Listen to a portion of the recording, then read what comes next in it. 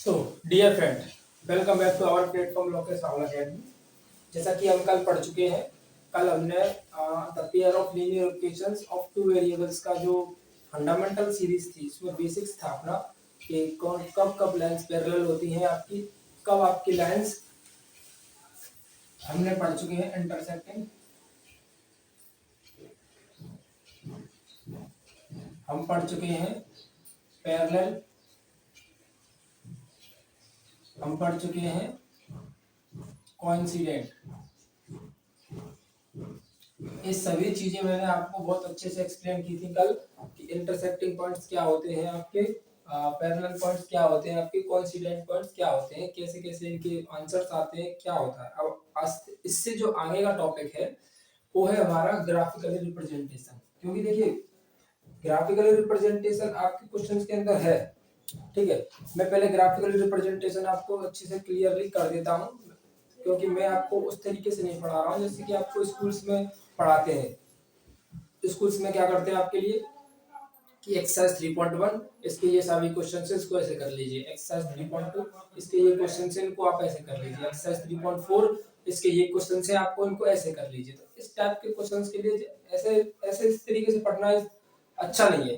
पढ़ना सबसे better way ये है कि आप जो टॉपिक है, जैसे कि आपका तीसरा टॉपिक है the pair of linear equations of two variables, तो उनमें कितने सारे टॉपिक हैं, उनमें कितने सारे आपके जैसे आपको इतने सारे कॉन्सेप्ट हैं, उनको आप अच्छे से रिवाइज कीजिए और पढ़िए। क्वेश्चंस तो आप खुद ही कर सकते हो अगर आप कॉन्सेप्ट को अच्छे से क्लियर करते हो। तो ये तीन कॉन्सेप्ट है, इंटरसेक्टिंग, पैरेलल और कोइंसिडेंट, जो मैं आपको अच्छे से क्लियर कर चुका हूँ कल। इसके मेरे डियर स्टूडेंट ने अगर वो डायरेक्ट इस वीडियो को देख रहा हो, उसने प्रीवियस वीडियो को ना देखे तो प्लीज उनको जाकर देख ले। प्रीवियस वीडियो को, ज़्यादा वीडियोस नहीं है, अभी स्टार्ट ही हुआ है हमारा सिलेबस, तो उसमें जाकर देख ले। क्योंकि मैंने जो स्टार्टिंग से जो पॉइंट्स शुरू किए हैं वो बहुत ही ज़्यादा क्रिस्टल क्लियर, बहुत अच्छे से समझाए हुए हैं। उनको पढ़ते हुए आए तो सीरीज में अच्छे से क्लियरली आ जाएगा समझ में, ठीक है।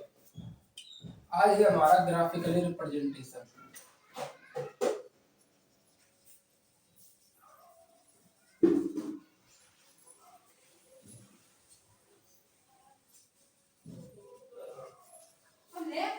ग्राफिकली रिप्रेजेंटेशन यानी कि आपको ग्राफ में इस चीज को शो करना है, आपको इन चीजों को कि इंटरसेक्टिंग है या पैरेलल है या कोइंसिडेंट है। देखिए कौन कौन सी लाइन आपस में एक जो सेट दिया हुआ पेयर ऑफ इक्वेशंस का, कौन सा आपका पैरेलल है, कौन सा आपका कोइंसिडेंट है, कौन सा आपका इंटरसेक्टिंग है, वो आपको मैंने कल एक तरीके से बताया था।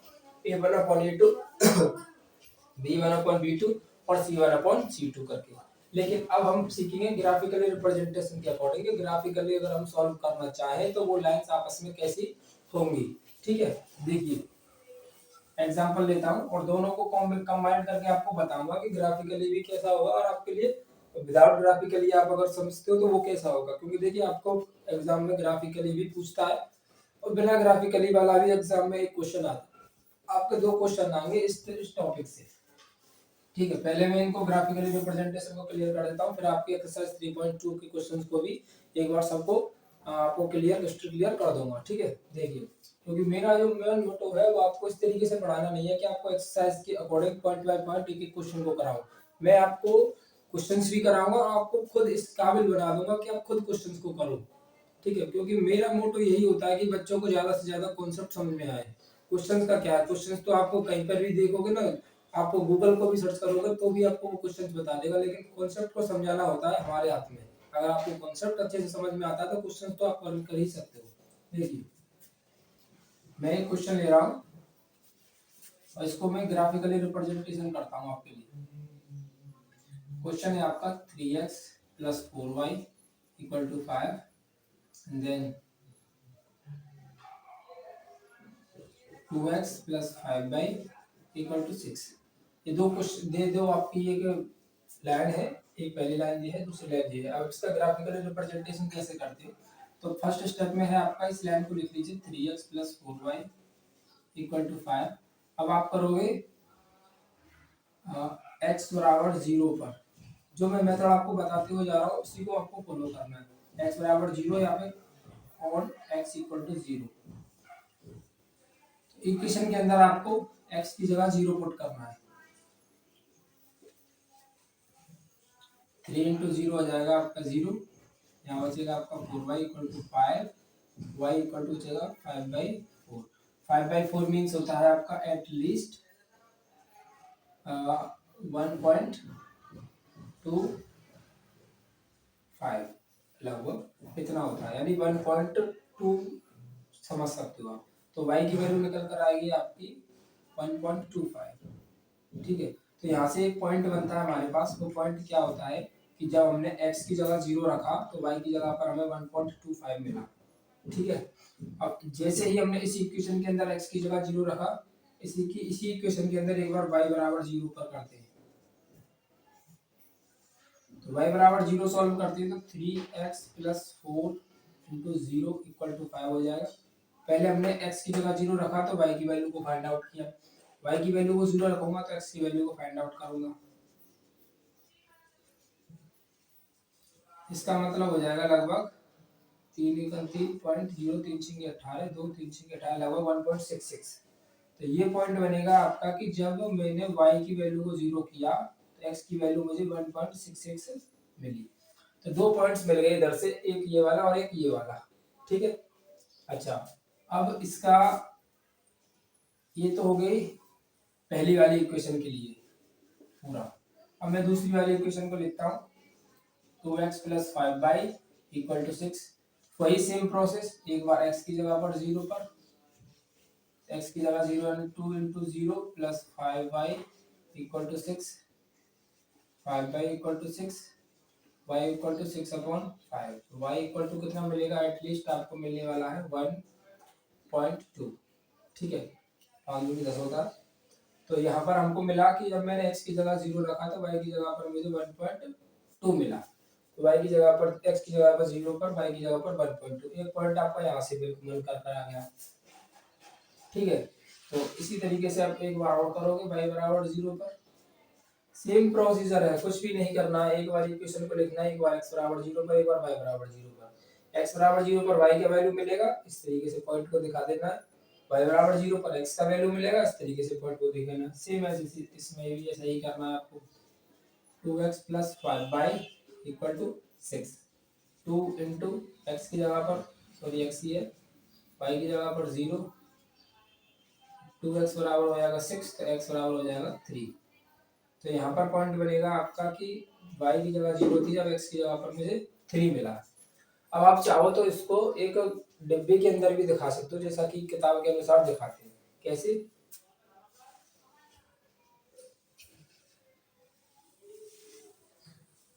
आप ऐसा भी बना सकते हो एक ब्रैकेट सा। ये किताबी तरीका है जिसमें किताब में बना कर रखते हो, वैसे ज्यादा अच्छा होता है समझाने के लिए। एक्स वाई, ये वाली इस लाइन, ये वाला ब्रैकेट है इस वाली लाइन के लिए।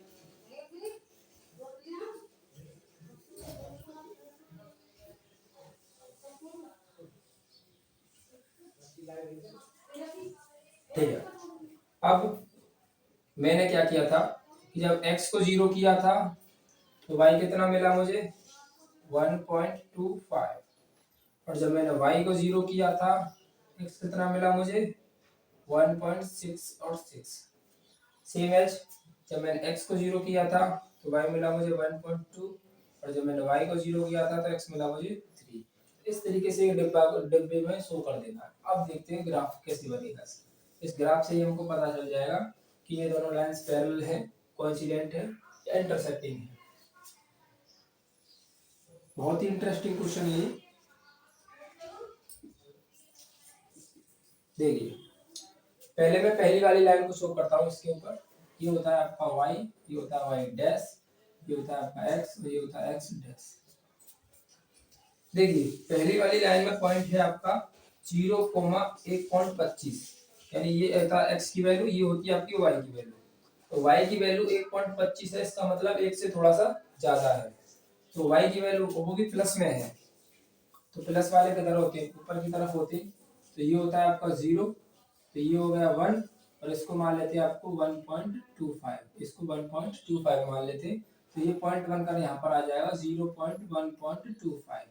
ठीक है, अच्छा अब है x की वैल्यू 1.66 यानी कि 1.5 से थोड़ा सा ज्यादा, 2 से कम और 1.5 से ज्यादा, तो 1.66, तो 1.66 और जो वैल्यू है x की वो भी प्लस की तरफ, इधर इधर 1 में इधर मान लेता हूँ, 1.66 में इधर मान लेता हूँ, तो ये हो जाएगा आपका 1 और ये हो जाएगा 1.66, तो पॉइंट बनेगा 1.66,0। अब ये दो, एक ये जो लाइन थी पहली वाली, वो कौन से दो पॉइंट से होकर जा रही थी, एक बार इस वाले पॉइंट से, एक बार इस वाले पॉइंट से, तो इन दोनों को पॉइंट्स को मिला देंगे। अच्छा, लाइन का नाम दे दिया हमने, एक L1 और एक दे दिया L2, तो ये वाली लाइन होगी आपकी L1। अब दूसरे वाले पॉइंट पर आ जाइए। दूसरा पॉइंट है 0,1.2, 0,1.2 यानी 1.2 का मतलब है 1.25 से थोड़ा सा कम है, क्योंकि ये 1.2 है, तो 0,1.2 को हम कैसे मान सकते हैं, इधर वाले पॉइंट पर 1.25 से थोड़ा कम ले लेता हूँ मैं, 0,1.2, ठीक है। अच्छा, दूसरा पॉइंट है आपका 3,0, 3,0 एक 1 हो गया, एक मिनट,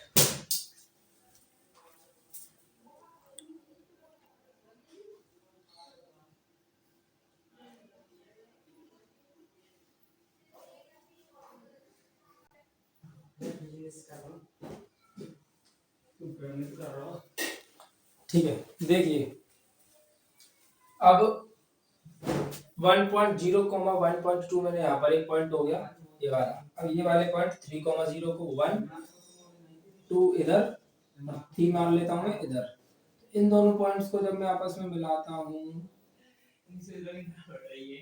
इन दोनों पॉइंट्स को मैं आपस में मिला लेता हूँ, ठीक है, तो ये हो जाएगी लाइन आपकी L2।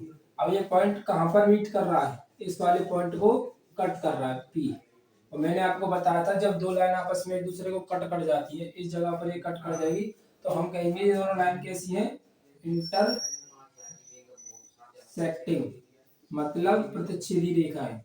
कैसी रेखा है, प्रतिच्छेदी, कैसी रेखा है, प्रतिच्छेदी रेखा है, इंटरसेक्टिंग है, पॉइंट पी पर कट कर रही है, तो पॉइंट पी पर जब ये कट कर रहे हैं तो इंटरसेक्टिंग है, आपस में एक एक सॉल्यूशन बना रही है।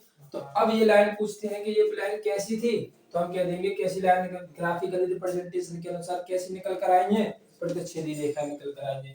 कितने सॉल्यूशन होंगे, केवल एक हल, केवल एक हल, यानी unique solution,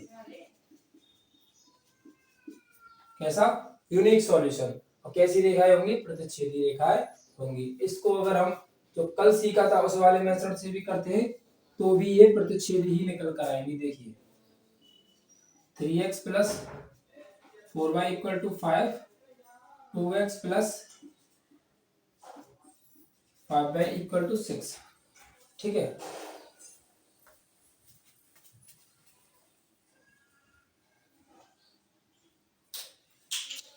3x plus 4y equal to 5, 2x plus 5y equal to 6, तो ये a1 ये a2, तो a1 upon a2 b1 upon b2।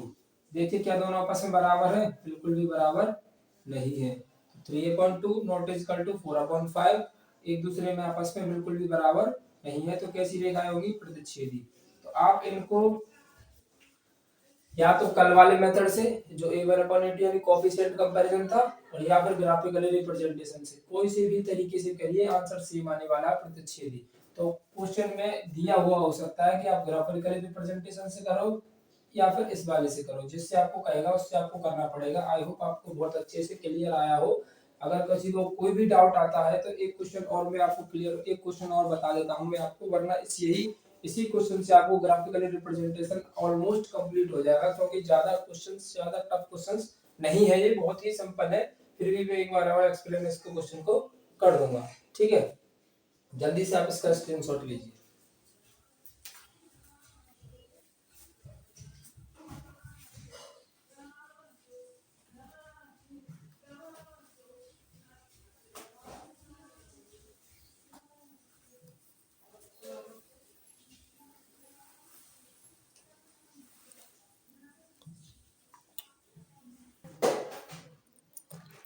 So I hope आप सभी ने स्क्रीनशॉट ले लिया होगा।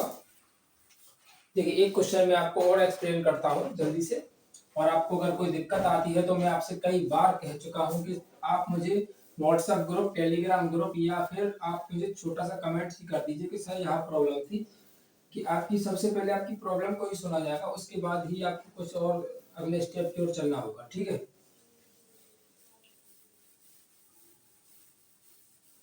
एक क्वेश्चन और देखते हैं हम ग्राफिकली रिप्रेजेंटेशन से, फिर आप क्वेश्चंस कीजिएगा। देखिए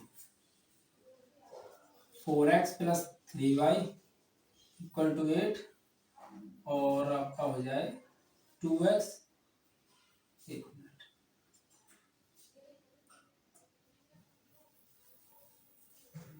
हाँ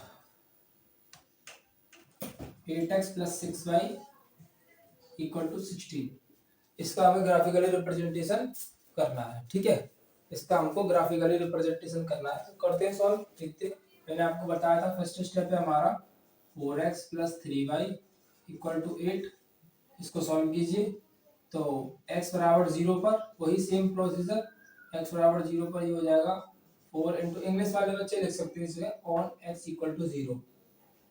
ठीक है, x बराबर 0 पर x 4 into X 3y equal to 8, 4 into 0 यानी 4, sorry 0, 3y equal to 8, y equal to जाएगा 8/3। पॉइंट बनता है यहाँ पर x की जगह 0 पर, y की जगह पर 8.3 निकल कर आया। ठीक है, अब same as y equal to 0 पर, तो y equal to 0 means 4x plus 3 into 0 equal to 8, 4x plus, sorry ये तो 0 हो जाएगा, equal to 8, x equal to हो जाएगा आपका 2। तो मैंने यहाँ पे देखा कि x y की जगह पर जब मैंने 0 रखा तो x की जगह पर मुझे 2 मिला। आप एक डब्बा भी बना लीजिए इसका, जिससे और अच्छे तरीके से क्लियर होगी ये चीजें। x एंड y, x की जगह पर मैंने 0 रखा, y की जगह पर 8/3 मिला, y की जगह पर 0 रखा, x की जगह पर 2 मिला, खत्म कहानी। और दूसरे क्वेश्चन, दूसरी लाइन की तरफ चलते हैं। x बराबर 0 पर 8 into 0 plus 6y equal to 16, 6y equal to 16, y equal to 16/6।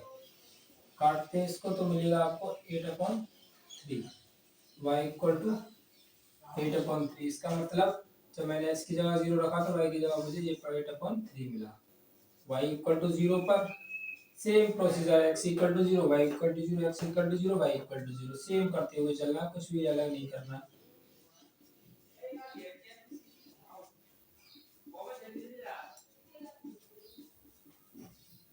आठ दूनी 16, ये पॉइंट अभी 2,0 बना लीजिए इसकी।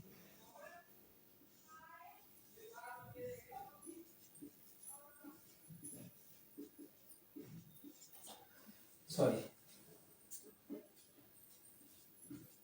अब इसका ग्राफिकली रिप्रेजेंटेशन भी कर लीजिए। ग्राफिकली रिप्रेजेंटेशन कैसे करना है आपको मैंने भी बताया था।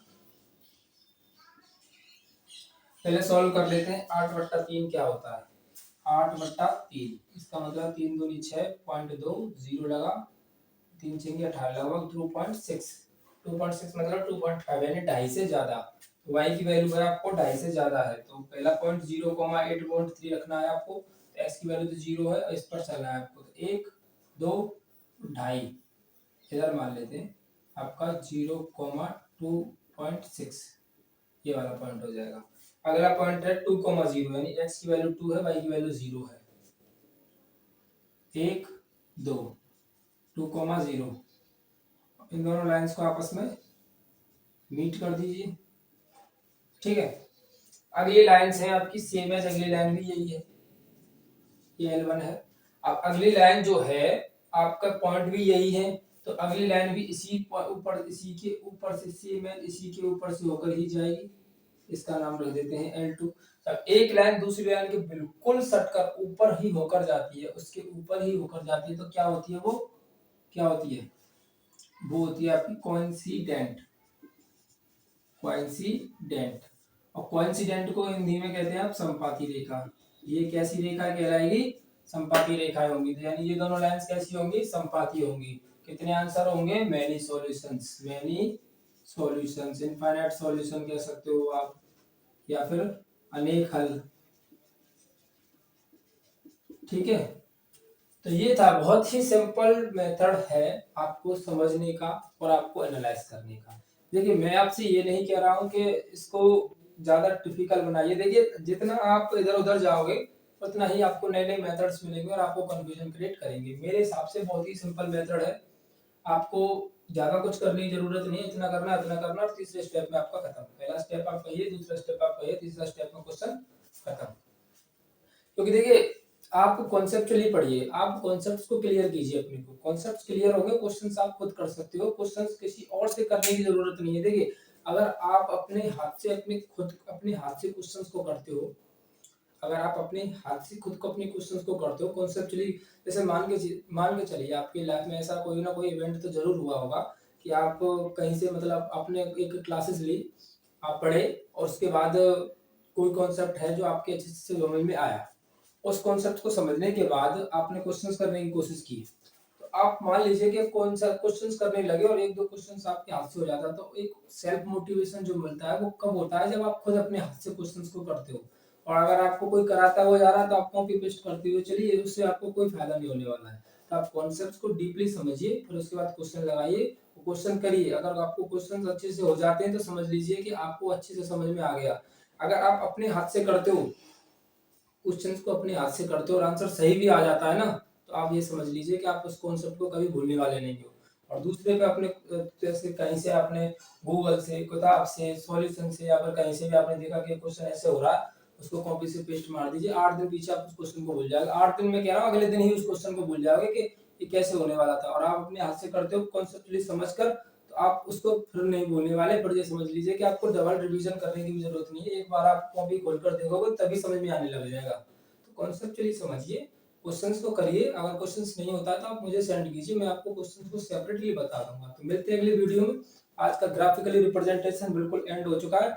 अगर कल हम 3.2 के कुछ मेन इंपोर्टेंट क्वेश्चंस और क्वेश्चंस को डिस्कस करेंगे, सभी क्वेश्चंस को कराने की कोशिश करेंगे। तब तक के लिए धन्यवाद। अगर वीडियो अच्छा लगा हो तो प्लीज अपने दोस्तों को भी बताइए कि यहाँ पर आपको फ्री ऑफ कॉस्ट बहुत अच्छे से एजुकेशन कॉन्सेप्चुअली समझाया हुआ जा रहा है। तो मिलते हैं अगली वीडियो में दोस्तों, जब तक के लिए आप इस ग्राफिकली रिप्रेजेंटेशन की प्रैक्टिस कीजिए।